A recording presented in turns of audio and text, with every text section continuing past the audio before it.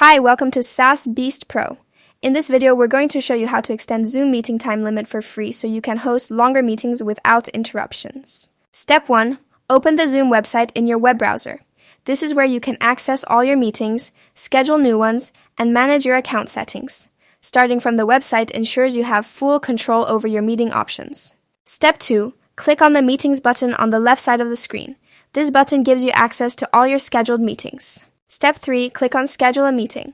This option allows you to set up a new meeting with all the details, including date, time, and duration. Step 4. In the Duration option, select how many hours you want to extend the meeting.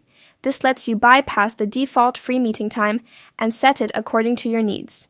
Choosing the right duration ensures your meeting doesn't get cut off unexpectedly. Step 5. Click on the Save button.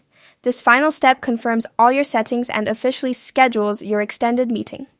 Saving your changes is necessary so that your extended time is applied correctly. Thank you for watching, and don't forget to subscribe to SaaS Beast Pro for more helpful tutorials.